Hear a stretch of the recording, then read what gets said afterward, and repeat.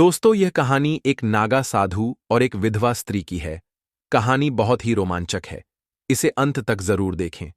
दोस्तों, एक रहस्यमयी जंगल के किनारे एक सुंदर नदी थी, जहां पर एक नागा साधु का डेरा था और उसी जंगल के पास एक छोटा सा सुंदर गांव था। उस गांव में एक विधवा स्त्री रहती थी।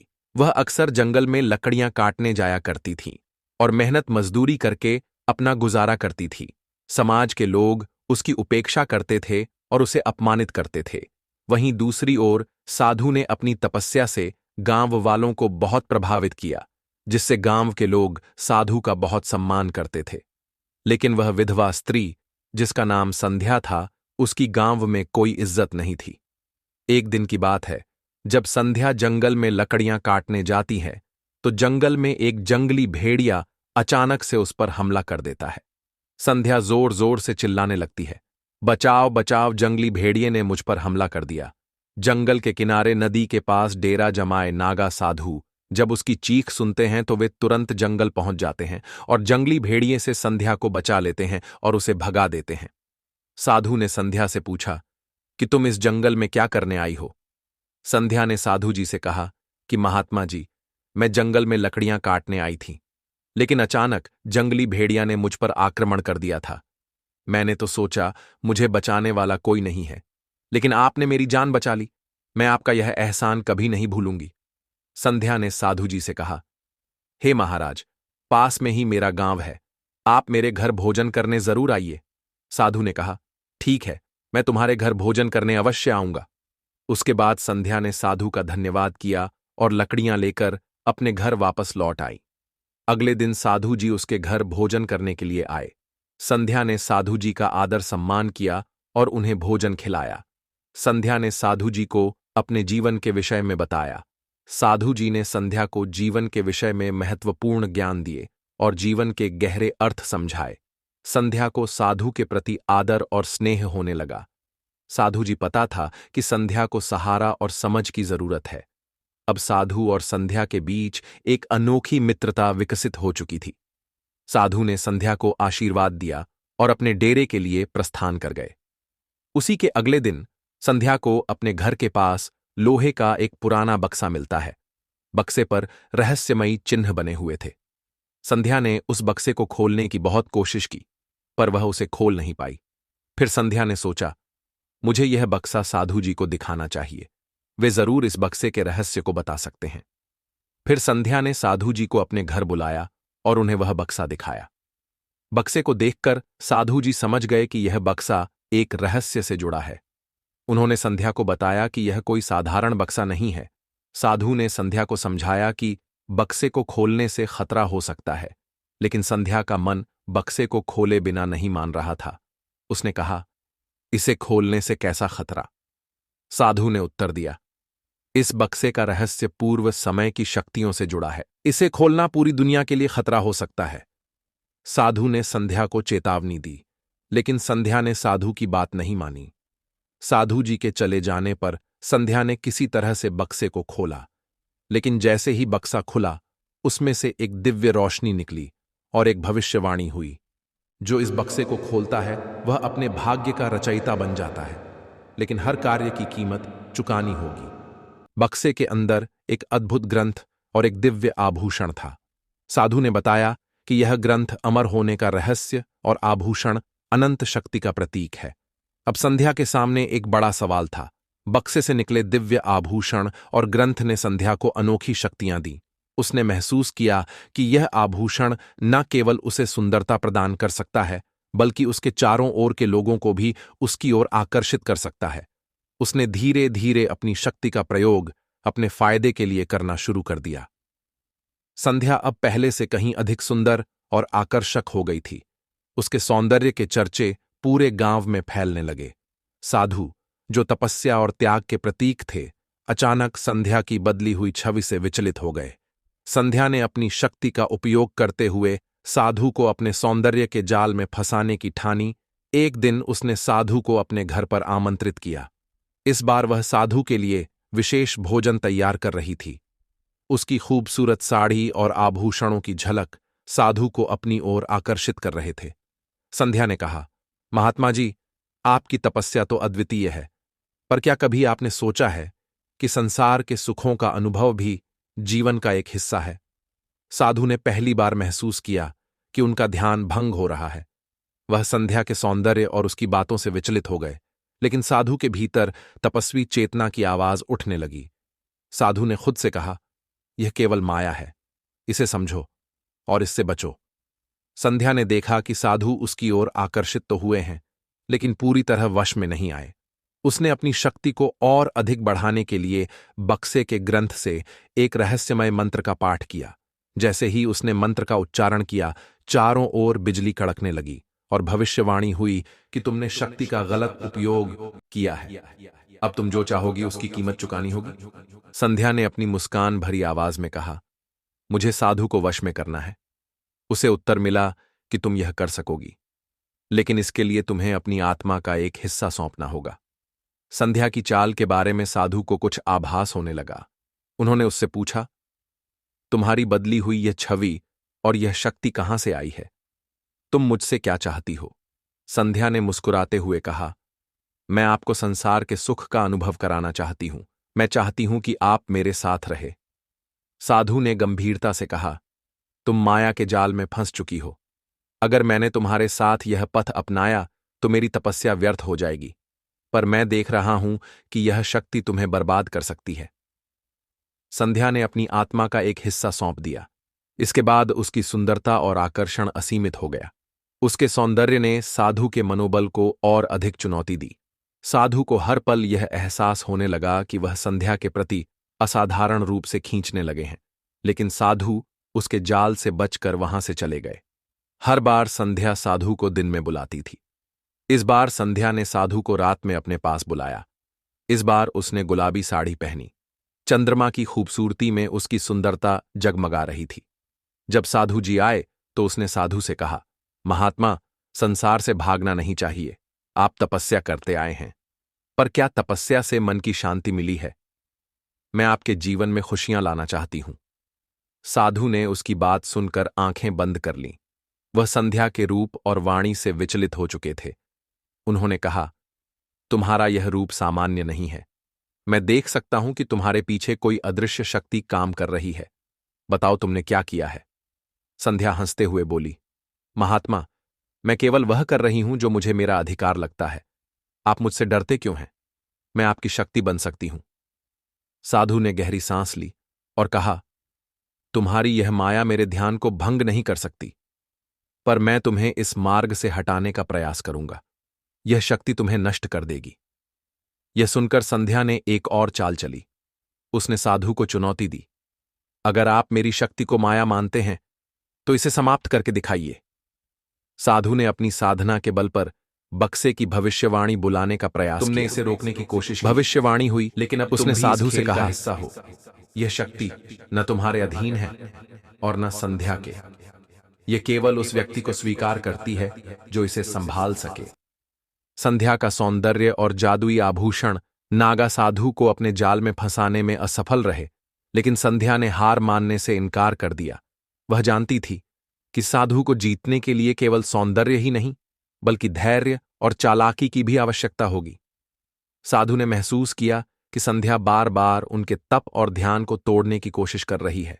उन्होंने उसे चेतावनी देते हुए कहा, तुम जिस रास्ते पर चल रही हो वह तुम्हें विनाश की ओर ले जाएगा। यह शक्ति तुम्हारे भीतर लोभ और अधर्म को जन्म दे रही है। संध्या ने मुस्कुराते हुए उत्तर दिया, महात्मा, यह शक्ति मेरे जीवन को बदलने के लिए है। मैं इसका उपयोग अपने सुख और अधिकार के लिए करूंगी। आप इसे माया कहते हैं, लेकिन मेरे लिए यह मेरा भविष्य है। संध्या ने एक और योजना बनाई। उसने गांव के लोगों को अपनी ओर आकर्षित करना शुरू किया। अब उसका सौंदर्य केवल साधु को ही नहीं, बल्कि पूरे गांव को अपने वश में कर रहा था। लोग उसकी बातों में आने लगे और उसे देवी मानने लगे, लेकिन नागा साधु ने इस माया को समझ लिया।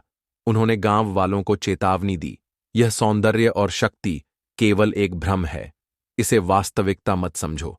संध्या ने साधु को नीचा दिखाने के लिए एक सार्वजनिक सभा आयोजित की। उसने गांव वालों के सामने साधु को चुनौती दी, अगर आप इतने शक्तिशाली हैं तो मुझे रोक कर दिखाइए। मैं यह साबित करूंगी कि मेरी शक्ति आपकी तपस्या से अधिक है। साधु ने अपनी साधना के बल पर बक्से की शक्ति को नियंत्रित करने की कोशिश की, लेकिन बक्से से एक और रहस्यमयी आवाज गूंजी। तुम दोनों शक्ति और तपस्या के नाम पर मेरा उपयोग कर रहे हो, लेकिन यह खेल अब और नहीं चलेगा। अब साधु और संध्या के बीच संघर्ष और गहरा हो गया। संध्या ने तय किया कि वह साधु को हर हाल में अपने वश में करेगी, जबकि साधु ने यह संकल्प लिया कि वह किसी भी कीमत पर संध्या को इस शक्ति से मुक्त कराएंगे। संध्या अब नागा साधु को हराने और अपने जाल में फंसाने के लिए एक नई चाल चलने का फैसला करती है। वह अपने राज्य के राजा के पास गई, जो अपनी प्रजा के लिए न्यायप्रिय और प्रतिष्ठित था। संध्या ने राजा के दरबार में जाकर रोते हुए कहा, महाराज, मैं एक अकेली विधवा हूं। एक नागा साधु ने मेरे साथ अन्याय किया है। उसने मेरे साथ गलत व्यवहार किया और मेरी इज्जत को ठेस पहुंचाई। मुझे न्याय चाहिए। राजा ने यह सुनते ही क्रोधित होकर कहा, एक साधु जो धर्म और तपस्या का प्रतीक होता है, कैसे ऐसा अनैतिक कार्य कर सकता है?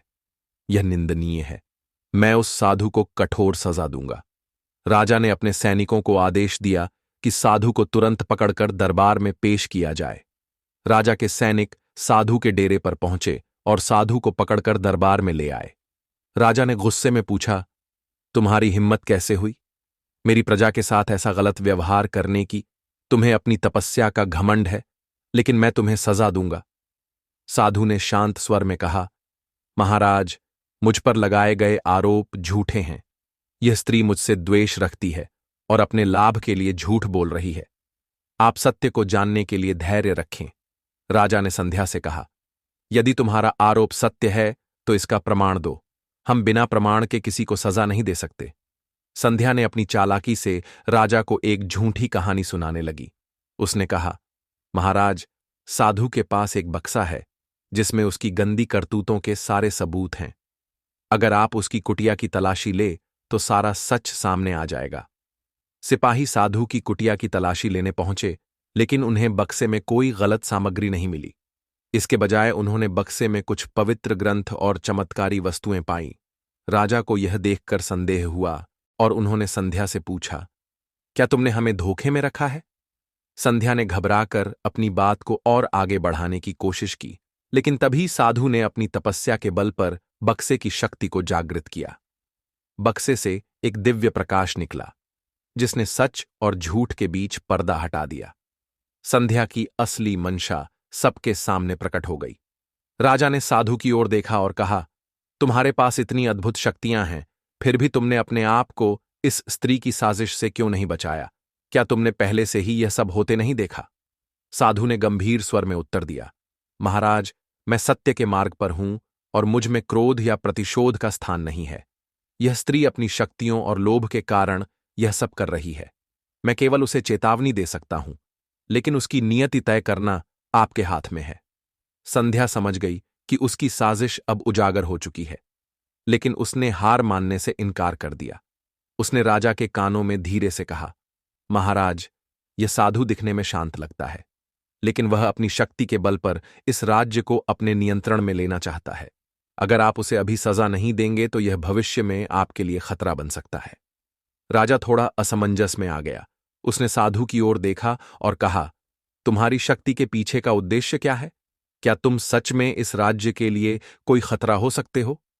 साधु ने शांत भाव से उत्तर दिया, मेरा उद्देश्य केवल ध्यान और सेवा है, लेकिन यदि आप मुझ पर भरोसा नहीं करते तो मैं इस राज्य को छोड़कर चला जाऊंगा। राजा ने बक्से की शक्ति को परखने के लिए अपने मंत्रियों को बुलाया। मंत्रियों ने सुझाव दिया कि बक्से को खोलकर उसकी शक्ति को नियंत्रित करने की कोशिश की जाए, लेकिन जैसे ही बक्से को खोला गया, उसमें से एक दिव्य प्रकाश निकला और राजा के सामने एक और चौंकाने वाला रहस्य प्रकट हुआ। उस प्रकाश ने की असली मंशा को उजागर कर दिया। बक्से में छुपी शक्ति ने कहा, यह स्त्री केवल अपने लोभ और वासना के कारण मुझे अपने लिए उपयोग करना चाहती है। इसका सत्य अब सबके सामने है। संध्या अब घबरा चुकी थी, लेकिन उसने राजा को अपने पक्ष में करने की एक आखिरी कोशिश की। उसने रोते हुए कहा, महाराज, यह साधु और यह बक्सा दोनों अभिशाप हैं। अगर आप इन दोनों को समाप्त नहीं करेंगे तो यह राज्य कभी सुरक्षित नहीं रहेगा। राजा अब दोनों पक्षों के बीच फंस चुका था। वह जानता था कि उसे कोई बड़ा निर्णय लेना होगा, लेकिन बक्से की शक्ति ने उसे अपनी जगह से हिला दिया।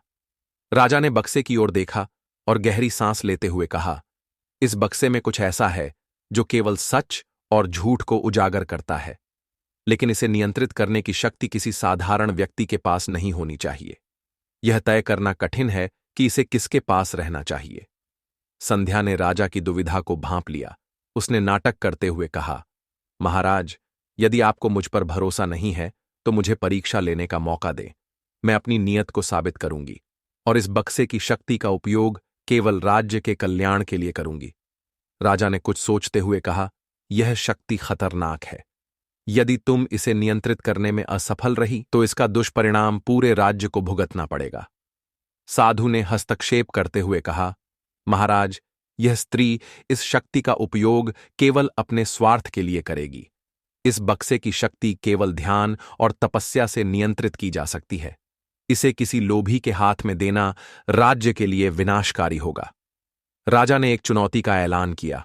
उन्होंने कहा, जो इस बक्से की शक्ति को सही तरीके से नियंत्रित कर सकेगा वही इसका वास्तविक हकदार होगा, लेकिन यदि कोई असफल हुआ तो उसे राज्य से निकाल दिया जाएगा। संध्या ने चुनौती स्वीकार कर ली। उसने अपनी शक्ति का उपयोग करते हुए बक्से को नियंत्रित करने की कोशिश की।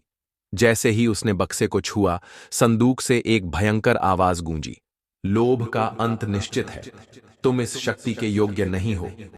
संध्या को एक झटका लगा और वह जमीन पर गिर गई। साधु ने धीरे धीरे बक्से की ओर बढ़ते हुए अपनी तपस्या का ध्यान केंद्रित किया। जैसे ही उन्होंने बक्से को छुआ, उसमें से एक दिव्य प्रकाश निकला। वह प्रकाश राजा के सामने आकर बोला, यह साधु तप और सत्य का प्रतीक है। इस शक्ति का हकदार केवल वही है। संध्या को अपनी गलती का एहसास हुआ। उसने रोते हुए साधु से माफी मांगी और कहा, मुझे मेरी गलतियों का एहसास हो गया है। मैंने अपने लोभ और स्वार्थ में आकर सत्य को अनदेखा कर दिया। कृपया मुझे माफ कर दें। साधु ने उसे क्षमा करते हुए कहा, प्रायश्चित का मार्ग कठिन है, लेकिन यही सत्य की ओर ले जाता है। अगर तुम अपने पापों का प्रायश्चित करोगी तो जीवन में शांति पा सकती हो। राजा ने संध्या की माफी के बाद भी उसे पूरी तरह क्षमा नहीं किया। उन्होंने कहा, तुम्हारे झूठ और स्वार्थ ने न केवल इस राज्य को संकट में डाला, बल्कि एक तपस्वी साधु की प्रतिष्ठा पर भी आघात किया। यह मामला यहीं समाप्त नहीं हो सकता। तुम्हें अपनी करनी का दंड तो भुगतना ही होगा।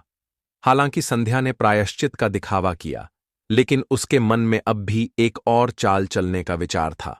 उसने सोचा, यदि मैं सीधे साधु को हरा नहीं सकती तो मुझे इसे कमजोर करने का दूसरा रास्ता अपनाना होगा। राजा को अपने पक्ष में करना ही मेरा सबसे बड़ा शस्त्र है। संध्या ने राजा के करीब आने के लिए अपने सौंदर्य और चतुराई का उपयोग करना शुरू कर दिया। वह धीरे धीरे राजा पर अपना प्रभाव डालने लगी। इस बीच साधु ने बक्से की शक्तियों को समझने के लिए गहन तपस्या शुरू की। उसे ज्ञात हुआ कि बक्से में केवल सत्य और न्याय को उजागर करने की शक्ति नहीं है, बल्कि यह भी तय करने की क्षमता है कि कौन इसका असली मालिक हो सकता है। बक्से की शक्ति ने साधु से कहा, तुम्हारी तपस्या अडिग है, लेकिन इस राज्य में लोभ और अधर्म बढ़ता जा रहा है। तुम अकेले इसे नियंत्रित नहीं कर सकते। तुम्हें किसी सच्चे और निष्ठावान साथी की आवश्यकता है। राजा अब दो विचारों के बीच फंस चुका था। एक तरफ संध्या का आकर्षण और दूसरी तरफ साधु का सत्य। उन्होंने दरबार में घोषणा की, मैं इस बक्से की शक्ति का सही उपयोग करने के लिए दोनों पक्षों को एक आखिरी मौका देना चाहता हूं। एक प्रतियोगिता आयोजित की जाएगी जिसमें यह तय होगा कि शक्ति का असली अधिकारी कौन है। संध्या ने यह चुनौती स्वीकार की, लेकिन उसने पहले से ही राजा को प्रभावित करने और प्रतियोगिता को अपने पक्ष में करने की योजना बना रखी थी। दूसरी ओर साधु ने तप और ध्यान के माध्यम से अपनी शक्ति बढ़ाने का निश्चय किया। नागा साधु ने राजा के दरबार में अपनी बात रखते हुए कहा, महाराज, नागा साधु बनने का अर्थ केवल त्याग नहीं, बल्कि अपनी आत्मा को माया मोह से परे ले जाना है। मैं अपने परिवार, घर और संसार के सभी बंधनों को त्याग चुका हूं। इस स्त्री ने अपने लोभ और छल से मुझे भटकाने की कोशिश की, लेकिन सत्य यह है कि जो नागा साधु अपनी साधना में अडिग रहता है, उसे कोई भी ताकत भ्रष्ट नहीं कर सकती। साधु ने अपने तप और संयम का परिचय देते हुए अपनी साधना का वर्णन किया। उसने कहा, मैंने अपनी प्रतिज्ञा के दिन से ही यह निश्चय किया था कि माया मोह मुझे कभी स्पर्श नहीं करेगा।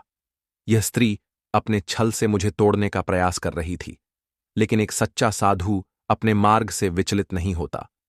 दरबार में उपस्थित सभी लोग साधु के शब्दों से प्रभावित हुए। साधु की बात सुनकर राजा का भी विश्वास दृढ़ हो गया। उन्होंने कहा, तुम्हारे संयम और सत्यनिष्ठा ने आज यह साबित कर दिया कि सच्चे साधु को कोई भी छल या माया नहीं हिला सकती। संध्या, जो अब तक अपने जाल में राजा को फंसाने की कोशिश कर रही थी, अंततः हार मानने को मजबूर हो गई। उसने स्वीकार किया, मैंने अपनी इच्छाओं और स्वार्थ के कारण इस साधु को फंसाने की कोशिश की, लेकिन यह सच है कि यह साधु मुझसे कहीं ऊपर है। मैं केवल अपने लोभ का शिकार हुई। नागा साधु ने संध्या से कहा, तुम्हारे भीतर जो लोभ और स्वार्थ है, वह तुम्हारे ही जीवन का सबसे बड़ा शत्रु है। यदि तुम इसे त्याग दो तो तुम्हारे जीवन में शांति और सच्चाई आ सकती है। साधु ने राजा को भी संबोधित करते हुए कहा, महाराज, इस बक्से की शक्ति और इस राज्य का भविष्य केवल सत्य और धर्म पर आधारित होना चाहिए। यह स्त्री केवल एक उदाहरण है कि माया मोह कैसे विनाश का कारण बन सकता है, लेकिन यदि आप धर्म के मार्ग पर अडिग रहेंगे तो यह राज्य सदा सुखी रहेगा। विधवा ने धीरे धीरे सिर झुकाकर नागा साधु के सामने अपनी गलती को स्वीकार करते हुए कहा, महाराज, मैं केवल एक साधारण विधवा नहीं हूं। दरअसल मैं भी एक नागा साधु ही हूं, जो अपने गुरु के आदेश पर आपकी परीक्षा लेने के लिए इस रूप में आई थी। यह सब मैंने अपने गुरु की आज्ञा से किया था। सभी दरबारियों की आंखों में विस्मय था। उन्होंने कभी नहीं सोचा था कि यह विधवा, जो उन्हें एक साधारण व्यक्ति लग रही थी, असल में एक साधु हो सकती है। साधु ने अपनी आंखें बंद कीं और गहरी सांस ली। फिर धीरे से कहा, तुम्हारी बातें मुझे कोई आश्चर्य नहीं देती, क्योंकि सच यही है कि यह संसार माया और छल से भरा हुआ है, और कई बार हमें यह साबित करने के लिए ऐसे रूपों में आना पड़ता है। तुमने जो किया वह गुरु की आज्ञा थी, लेकिन इसने तुम्हारे भीतर के सत्य को नहीं बदल दिया। विधवा की आंखों में आंसू थे, लेकिन वह संतुष्ट थी कि उसने अपना सत्य बता दिया। उसने कहा, मैंने वह रास्ता अपनाया जो कभी मैंने सोचा भी नहीं था। मैंने अपने गुरु की इच्छा को पूरी करने के लिए एक निर्दोष साधु की परीक्षा ली, लेकिन अब मुझे यह एहसास हो गया कि इस जीवन में सच्चाई और साधना से बड़ा कोई और मार्ग नहीं है। नागा साधु ने उसे शांतिपूर्ण रूप से देखा और कहा, तुम्हारा आत्मज्ञान और तप ही तुम्हारे लिए सबसे बड़ा उपहार होगा। इस संसार में जितना अधिक हम आत्मा की शुद्धता को समझते हैं, उतना ही हमारे भीतर का सच्चा ज्ञान उजागर होता है। तुम्हारे भीतर जो झूठ का पर्दा था, अब वह गिर चुका है और तुम्हें अपने गुरु के आदेश की असली मंशा समझ आ गई है। राजा और अन्य दरबारी अब पूरी तरह से चौंक चुके थे। उन्होंने देखा कि यह साधु केवल बाहरी रूपों से नहीं बल्कि भीतर की सत्यता से काम करता है। नागा साधु ने विधवा को धीरे धीरे मार्गदर्शन देना शुरू किया। जो तुमने किया वह तुम्हारा परीक्षा लेने का तरीका था, लेकिन सत्य को कभी भी छुपाया नहीं जा सकता। तुमने अपनी भूल को पहचाना है, यही सबसे बड़ा कदम है। अब तुम अपने भीतर शांति और सत्य की ओर बढ़ो, और यह राज्य भी तुम्हारे साथ उसी दिशा में आगे बढ़ेगा। राजा ने गंभीरता से कहा, यह घटनाएं हमें यह सिखाती हैं कि सत्य को किसी भी रूप में या किसी भी व्यक्ति के द्वारा हमें परीक्षा में डालने से कोई फर्क नहीं पड़ता। जो सच्चे रास्ते पर चलता है उसे कभी हार नहीं मिलती। नागा साधु ने ध्यान से विधवा की बातें सुनी और उसकी आंखों में गहरे सच का आभास पाया। उसने धीरे से कहा, तुम्हारा सत्य मुझे समझ में आ गया है। तुमने मेरी परीक्षा ली, लेकिन क्या तुम जानती हो कि एक साधु को किसी भी रूप में परीक्षा देने का कोई अधिकार नहीं होता। वह तो केवल अपनी साधना और सत्य के प्रति अपनी प्रतिबद्धता में विश्वास रखता है। विधवा का चेहरा पल भर के लिए गड़बड़ा गया, लेकिन फिर वह शांत हो गई। उसे समझ में गया कि साधु की आंतरिक शक्ति केवल उसके बाहरी रूप से नहीं, बल्कि उसकी चेतना और समझ से ही प्रकट होती है। उसने सिर झुकाकर कहा, मुझे अब सब समझ में आ गया है। मैं यह नहीं जानती थी कि एक साधु को केवल रूपों से नहीं, बल्कि आत्मा की शुद्धता से पहचाना जाता है। साधु ने उसे देखकर कहा, तुमने जो किया वह असल में तुम्हारी परीक्षा नहीं थी, बल्कि यह तुम्हारे अंदर के विश्वास और नकारात्मक भावनाओं की परीक्षा थी। तुमने मेरे साथ पर परीक्षा लेने का दावा किया, लेकिन वह असल में तुम्हारी आत्मा की परीक्षा थी। विधवा के चेहरे पर लाज और पश्चाताप था, लेकिन अब उसने अपने मन में दृढ़ संकल्प लिया था, मैंने अपनी गलती को समझ लिया है। मैं अपनी आत्मा के सत्य को अब पहचाने और स्वीकार करूंगी। साधु ने अपनी आंखें बंद की और फिर गहरी सांस ली। एक शांत और गहरी आवाज में उसने कहा, तुम्हारे भीतर अब जो सत्य जागृत हो चुका है वह तुम्हें जीवन के सच्चे रास्ते पर ले जाएगा। केवल बाहरी रूप और छल से कुछ भी हासिल नहीं किया जा सकता। एक साधु वही है जो अपनी आंतरिक यात्रा में पूरी तरह से अडिग हो। बिना किसी लोभ और मोह के राजा और दरबार में उपस्थित सभी लोग चुपचाप सुन रहे थे। वे समझ गए थे कि यह एक साधारण घटना नहीं थी, बल्कि यह उनके जीवन को समझने का एक अवसर था। राजा ने कहा, हमने अपनी आंखों से देखा है कि साधु का मार्ग केवल सत्य का होता है। नागा साधु ने राजा और विधवा संध्या को सत्य के विषय में गहन ज्ञान दिया। उसने दोनों को अलग अलग शिक्षाएं दीं जो उनके जीवन और परिस्थितियों के अनुरूप थीं। साधु ने राजा से कहा, राजन, तुम्हारा राज्य, धन और शक्ति नश्वर हैं, लेकिन सत्य अमर है। जो सत्य के मार्ग पर चलता है वही सच्चा राजा होता है। साधु ने राजा को समझाया कि यदि राजा सत्य और न्याय से विमुख हो जाए तो उसका राज्य अधिक समय तक नहीं टिक सकता। साधु ने राजा को सचेत किया कि सत्य का पालन करना आसान नहीं है, लेकिन जो इस मार्ग पर चलता है वही सच्चा नेतृत्व करता है। साधु ने संध्या से कहा, तुम्हारा जीवन कठिनाइयों से भरा हो सकता है, लेकिन यदि तुम सत्य के मार्ग पर बनी रहोगी तो एक दिन तुम्हें न्याय अवश्य मिलेगा। साधु ने समझाया कि जो व्यक्ति सत्य के साथ धैर्य और साहस रखता है अंत में वही विजयी होता है। उसने संध्या को बताया कि कई बार लोग भय के कारण सत्य छुपाते हैं, लेकिन सत्य को छुपाने से अन्याय बढ़ता है। साधु ने कहा, जो व्यक्ति सत्य के मार्ग पर चलता है उसे ईश्वर स्वयं सहारा देते हैं और उसकी रक्षा करते हैं। मित्रों, ये कहानी आपको कैसी लगी हमें कमेंट में जरूर बताएं। चैनल को सब्सक्राइब जरूर करें।